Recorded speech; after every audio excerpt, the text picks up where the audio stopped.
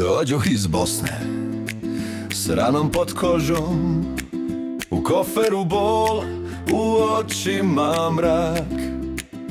Iza mene ratovi, tišine i lomovi, ispred mene grad što ne pita ko sam ja. Nosih ime, vjeru i stare uspomene, kao jedini kompas kroz nepoznat dan.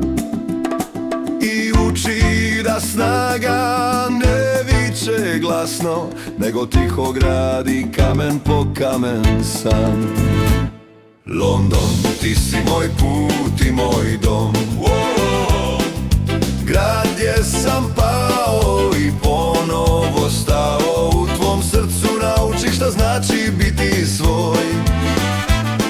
London, zauvijek si u meni ostao. London, zauvijek si u meni ostao. Prođoh kroz pakao, dotakoh i raj. Radne su ruke bile moj jezik i glas. Djeci sam dao korijen i nebo, da znaju ko su i kuda je spas.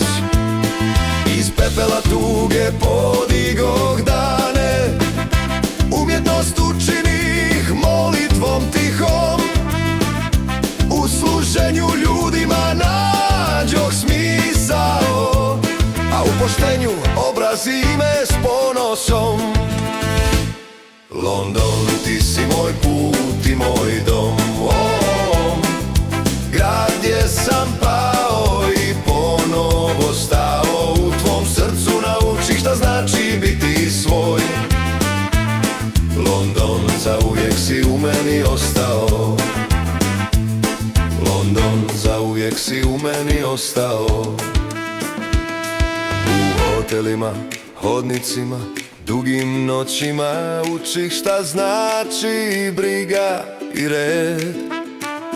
Pokorih zanat strpljenjem i radom, ne silom već srcem i znojem pred svijet.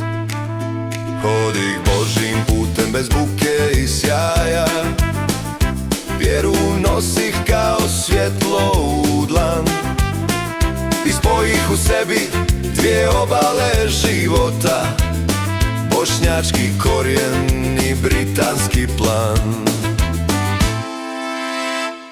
London, ti si moj put i moj dom, grad gdje sam pao i ponovo stao. U tvom srcu naučih šta znači biti svoj. London, zauvijek si u meni ostao. Ako me pitaš odakle sam danas, reći ću istinu bez stida i dima. Iz Bosne sam ponio dušu i ranu, a London mi dade snagu ime. London, u srcu, u duši. London, zauvijek. London.